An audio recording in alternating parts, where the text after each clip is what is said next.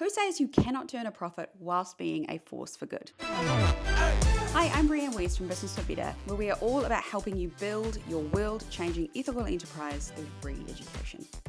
And today we're talking about the heart of good business, or what makes a business truly stand out. And that's integrating a giveback or a donation scheme right into the core of your business. It's not just a cute little add-on.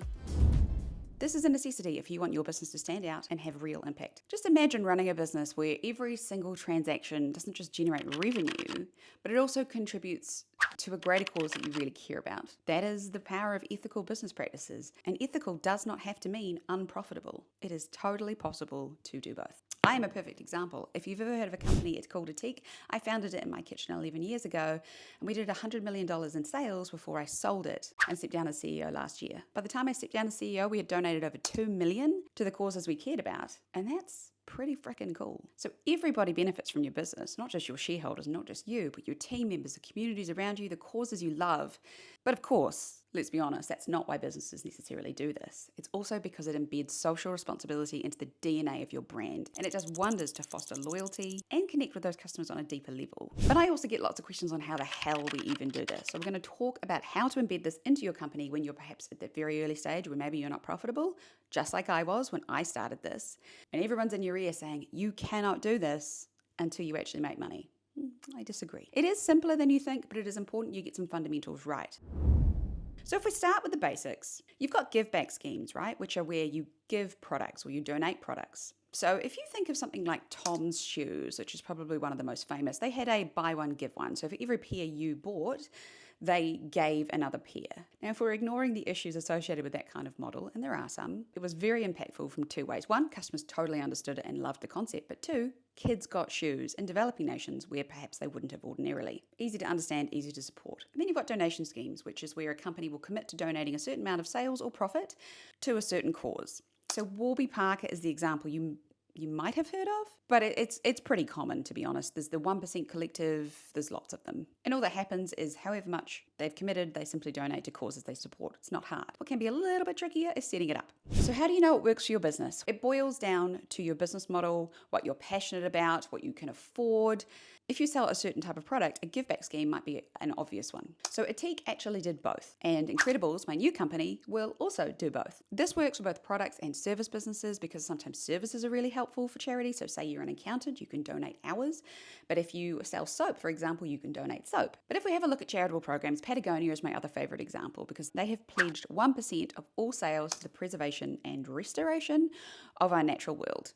Then there's Lush Cosmetics, who have what you call a charity pot, which you might be familiar with. They donate 100% of the proceeds, however they measure that, to small grassroots organisations that they have personally selected. And I actually really like that aspect because they work with grassroots organisations that they have vetted. So putting aside the impact for a second, what this does for their brand is really shows their customers they're actually committed to what they're saying. They actually give a shit. It's putting their money where their mouth is. And this establishes powerful brand loyalty that you cannot buy. On the flip side, if you do customer surveys and ask them what it is they care about, your charitable donation scheme might come out at the bottom. Don't be fooled. It's one of those things that unconsciously ticks away in the background. People care more than they think they do, if you get it right. But if you are a startup and you are thinking about implementing a donations or a give back scheme from day one, you might get some interesting feedback from your advisors. I did.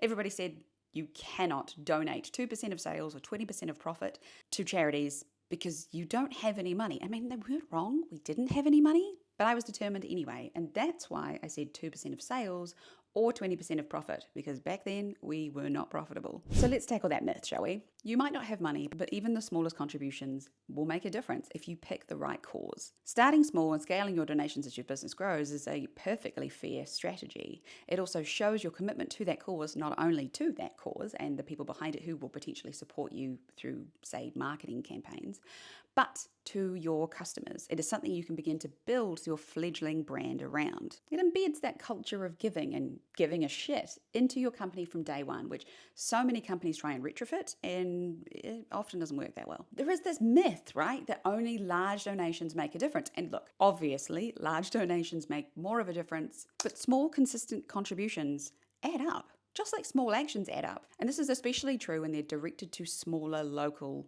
community causes. So there is a consideration when you're thinking about who to donate these to. In those fledgling years, perhaps look at smaller operations, more local operations that you can truly help. Something to also consider is specificity and simplicity, because there is another misconception that donations complicate a business operations.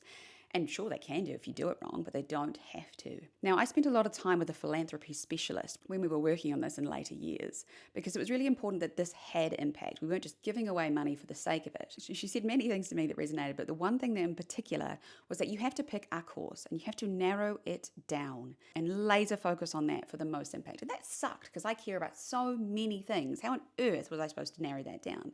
And eventually we did, and obviously, as you can see, we focused primarily on oceans and animals, and okay, actually it was pretty broad. It's hard, but Incredibles, I've learned a little bit from that, and we are going to be laser focused on one particular cause, which I'll tell you about later. So pick a subject that matters, whether it be oceans, whether it be feeding kids in schools, pick a cause, and then pick a small organization you can work with. But we're going to get into that shortly. And just remember, it's also helpful for your branding purposes. And look, I'm not being cynical. At the end of the day, businesses need to get something back for this, because you do need to make money yourself as well, because then you can give more money back. It's that simple. Profit is not a dirty word. So if you align your business to one cause more specifically, it makes it a lot easier to communicate that to customers. Also helps you with your positioning. I mentioned this earlier, that it might seem like your consumers don't actually care about your donation scheme. This couldn't really be further from the truth, but it isn't necessarily something they know they care about. This is what I mean when I don't believe in focus groups overly, because what people say and what they do is totally different. A paying customer is an infinitely better source of information than someone you've sent a survey to. That's another video. Consumer trends are showing a clear shift towards ethical brands. And this is particularly true through younger demographics like Gen Zs and Millennials. And Millennials are now the largest buying group. This sort of thing shows that you care. So it is not only possible for businesses of all sizes to create a give back or a donation scheme, but it's also increasingly important and a kind of a critical factor for success in today's market with today's consumers. But we need to plan it well, because if you get it wrong, best case scenario, you're just wasting your money, right? Well, it can get worse. You can align yourself with a cause that's actually a detriment to your brand. So we want to do it properly. We want to choose a cause that aligns with your core audience, what you want to achieve, and your purpose. So that is the first step, is identifying the causes and therefore organizations that align with your brand. And usually this step's pretty easy and it's quite fun. So you need to start by reflecting on your business's core values and your mission and your purpose. And I mean, that may well reflect yours personally, but it might not. What do you stand for? What are your social and environmental or community issues that resonates with your brand's ethos? The cause you choose should feel like a natural extension of what it is you do. So for example, if you're a sustainable fashion brand, maybe you want to help sustainable organics or work with fair trade, or you want to work with a cause that reduces textile waste. There's a whole plethora, but you also don't have to limit it to that, but it does have to make sense. And once you've identified that cause, you want to have a look into organizations around it, and you want to really vet them. So you want a proven track record, and this doesn't matter how big they are, because impact, however small, is still impact. You want to look how transparent they are, because of course charities have to provide annual reports, therefore income, outgoings, what they've spent it on, their admin costs, all those sorts of things. You also want to think about whether they're local, whether they have a connection to your community and to your core audience. You want to make sure this somewhat aligns with you geographically, because that will strengthen that link to your brand. Now you have your cause and potentially some organizations. You want to have a think about what it is you actually want to achieve. It's always about goals, guys. Define what you are aiming to do with your scheme. And that could be amount of money that you donate. It could be the impact you create. It could be a change you're wanting to see. It could be raising awareness, although awareness is of course slightly harder to measure.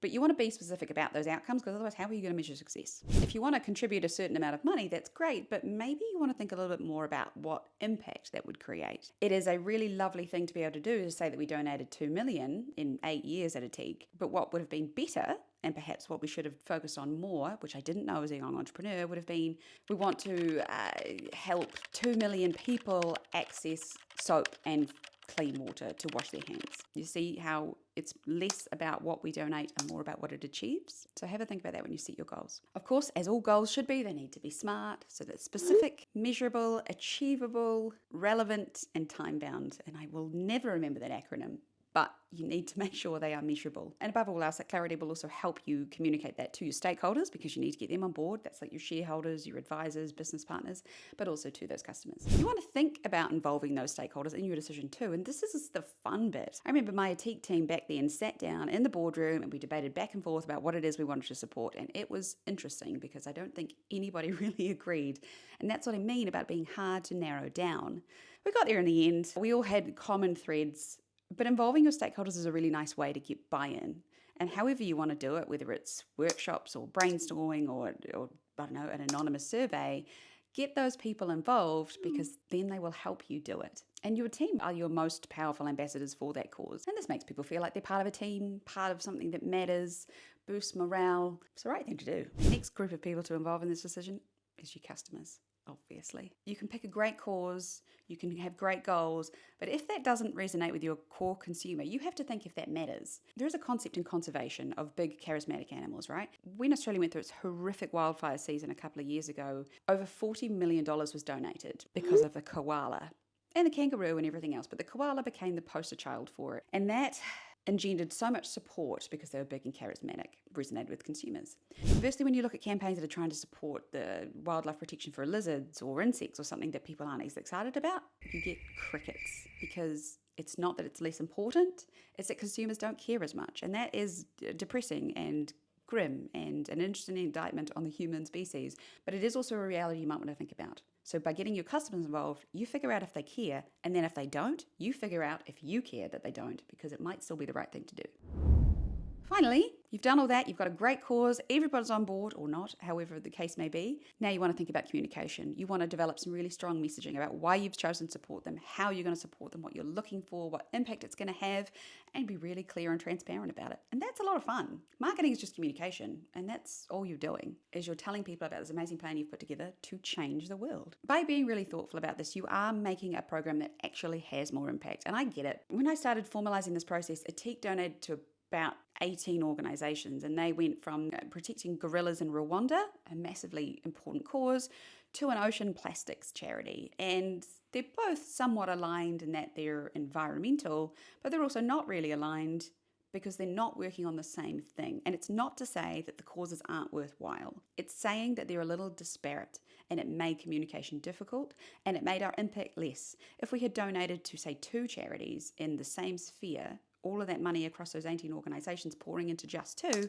then our impact would probably have been greater. It took some time before I agreed with that concept, and it makes perfect sense, but it's a shame to give up on things you love. And you can support them personally if you want to, but when you're thinking about a business scheme, niche, just like your marketing, you are talking to one group of people, you are solving one problem. Now you've got to think about choosing the right partners, because there's a lot of wrong organisations out there, and there's a lot of information on how to pick a good partner, whether it's a charity, a non-profit, or an NGO, or a community group, a school. So you want a strong alignment with your values. Number 1, you need a transparent track record. So look back at annual reports. If they don't want to provide you with information, why? You want to understand that they have good capacity and capability to provide you with updates so that you know what your money or your give back is doing. You need to conduct due diligence into them and understand how their operations work. It's also a good idea to look at who else supports them, because that's always a good indication. Because at the end of the day, a good partner will help amplify your efforts as well. So it's a win-win. But they'll also help educate you on a cause that you really care about, and that's the cool bit. So I care a lot about conservation and ocean health, and I have learned so much from our charitable partners and my personal charitable partners. And I appreciate that, because they're giving me wisdom that I wouldn't ordinarily have access to. So have a good read through any information you can find out about them. Talk to people, talk to them, and say what you want to go and do, and get their feedback, because actually what you might want to give might not actually be helpful. So you need to engage in conversations with these organizations. And you might actually discover that maybe they don't want money, but they'd love a day or 2 of your team's time to help a cleanup process or to help them. And what's interesting actually is you might be able to help them with some of their business processes. So say they really desperately need content, but they don't have someone who's specialist in the team.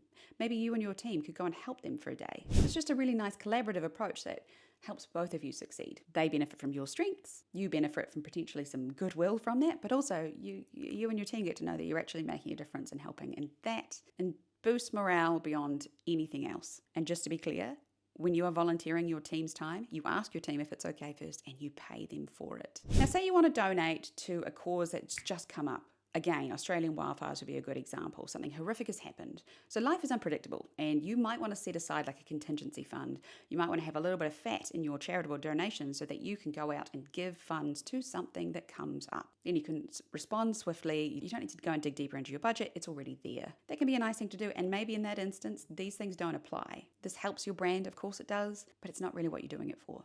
And it's always good to have that little bit of wiggle room there. Hey, it might even change your strategy for giving going forward, because you might find that actually this is a bigger issue for you and you want to help them there. So if we go back to the idea that your advisors probably won't like this, how do you get them on board? The key is being transparent. You are the founder. You are the idea behind this brand. You're probably the CEO. So at the end of the day, yes, you can do what you like, but you want people on board. That's why I was talking about collaboration before. But the key to ensuring you keep that goodwill is to be transparent. And that goes for everybody, your stakeholders, your advisors, business partners, whatever, but it also goes to your customers. You want to have some kind of information somewhere about how this scheme works, how the donations are collected, how you donate it, so on. You want to be very clear about what those funds or those things are used for and the impact they're having. You want to talk about your achievements, because if you want some goodwill, then you've got to celebrate what it actually achieves. So if you've hit a milestone, anecdotal stories, or something that your business has actively contributed to, just the difference that this scheme is making, because then people will be keen to help you continue it on. It's great to have a dedicated section of your website or a web page or even a dedicated website if you're really going big on it. But providing as much information as you can, it just helps everybody get more involved and gets customers more excited. Also for longevity, you need to integrate this scheme into your business operations, because if it's just an add-on, it will be the first to go when it's tough. And sometimes you need to put a pause on charitable donations. A lot of that happened when businesses went through COVID, and it's totally understandable. But even in minor situations where actually finances weren't super affected, people will throw the baby out with the bathwater, as they say. You want to make sure that doesn't happen to something that matters to you and to your brand. So make it part of your business model. Regardless of how you donate, it just becomes part of how your business makes decisions and operates. Because the best partnerships are long-term. You're much better off donating to one cause for a year or two or longer than one cause every quarter. And I know that a lot of companies do that. It's primarily a marketing thing and a little bit of spreading the funds around, which is great if you're a big business because they're big donations. But when you're a small business, that's not necessarily the case. Sustained impact comes from sustained contributions. And by embedding this into your business operations, those partners can have faith that that money will be coming in, therefore they can plan accordingly and have more impact, because there's nothing worse than running an organization. You're constantly fretting about where the next grant's coming from, because then of course 50% of your activity is concentrated on raising money, not creating impact. Another way of embedding this into your business model is to integrate it into your website.